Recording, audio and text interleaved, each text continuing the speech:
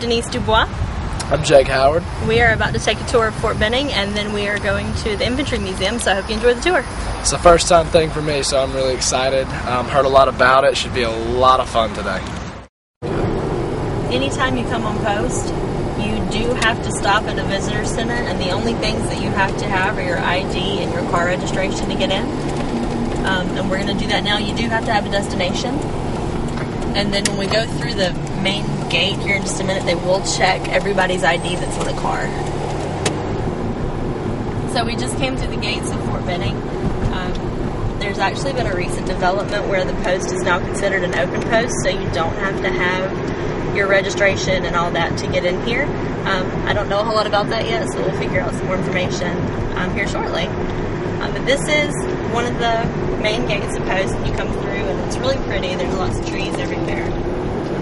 Nice architecture. Jake, have you ever been on post? No. At least not this part. I don't recognize this at all. But that's what makes it so much more exciting for me today. It's a new thing I get to do.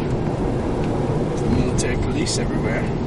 They are very strict about speed limits. So if there is a 35-mile-an-hour speed limit, we have to go 35. You do not need to go 36 miles an hour. They will get you.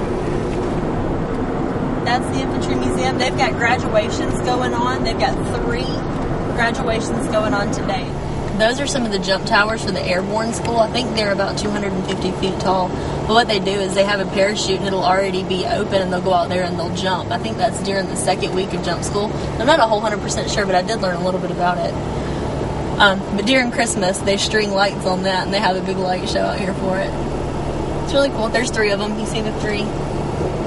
And over further down here, there's the Airborne Memorial and a couple of airplanes that you can just kind of see from over the years.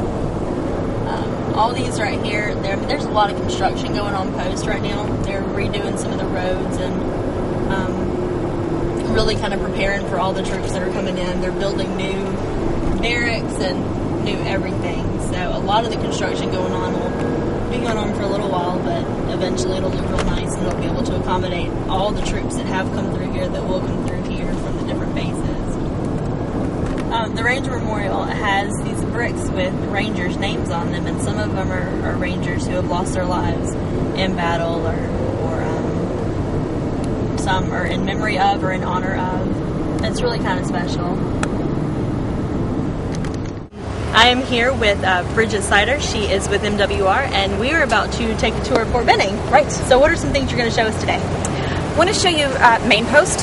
We'll do a brief tour of Main Post, which of course is the nucleus of Fort Benning, the most historical part of Fort Benning. Mm-hmm. And of course we want to show you some of our activities and services for Fort Benning families, and some of them open to the public. Very exciting. Thank you very much. We're looking forward to it. Thank you. Let's get going.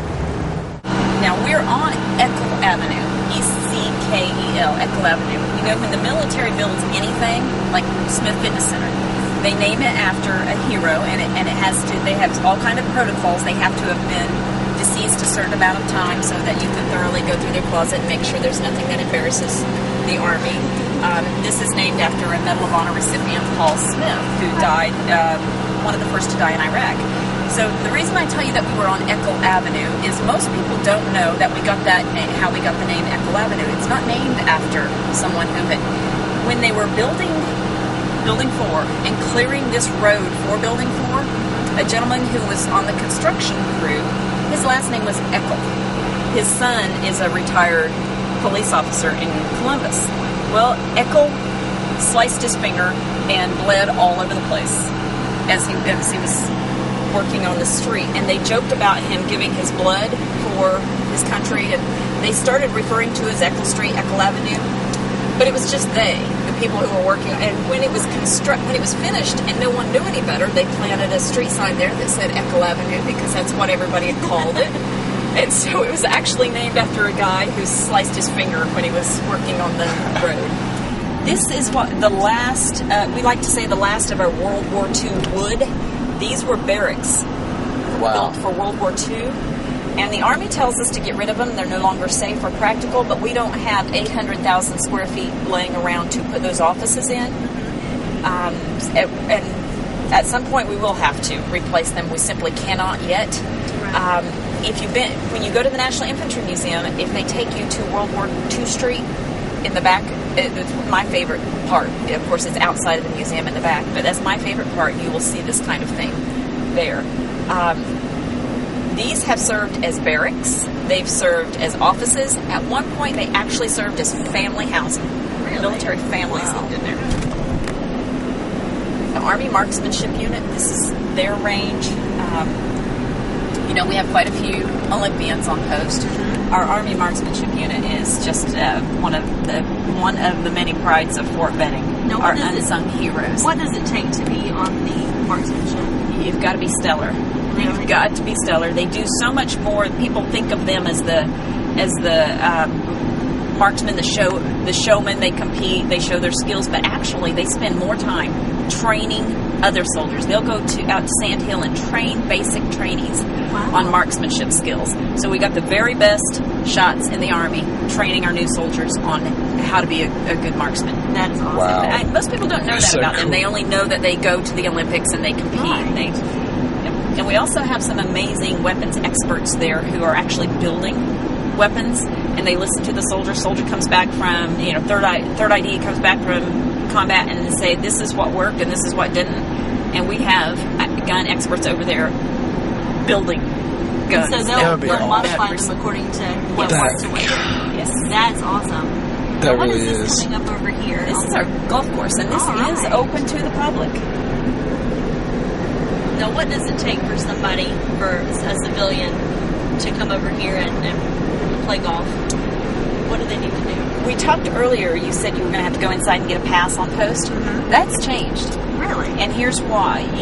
He used a scanner on your ID. He did. Mm-hmm. That scanner gives them access to more information than you really want to know that they good. have access. They probably know what you had for breakfast now. All right. So that person inside the checkpoint, they could check to make sure you were allowed to drive your car. Right. And they could see that you're a valid driver, but they couldn't tell that you were wanted by the FBI. Okay. Those scanners are so much more effective. So they're doing away with having to stop and get an access pass, because you're just going to get over in the left-hand lane. Anybody who wants to come from Columbus or Phoenix City or Smith Station or wherever to play golf is simply going to have to come through this gate or the one you came through, have their ID scanned, and they can go to the golf course. That's very interesting. Wow. Now, I know for many, many years, a lot of people hesitated to come on post because they did have to go get the visitor's pass, and they really didn't know what it took. So now, this post is open to everyone. Yes. And it just makes it a And little that's easier. nothing new. That's nothing new. Those of us who have been around the Army for any amount of time remember when posts were open. But there was an immediate reaction when they said, no, what do you mean no more stopping at the checkpoint? We want to feel safe. Well, we are having to educate people and say, we've been using these scanners. We started using them a couple of years ago to test them, to make sure they were as effective as we were told they were. Right. And it's going that way all across the DOD.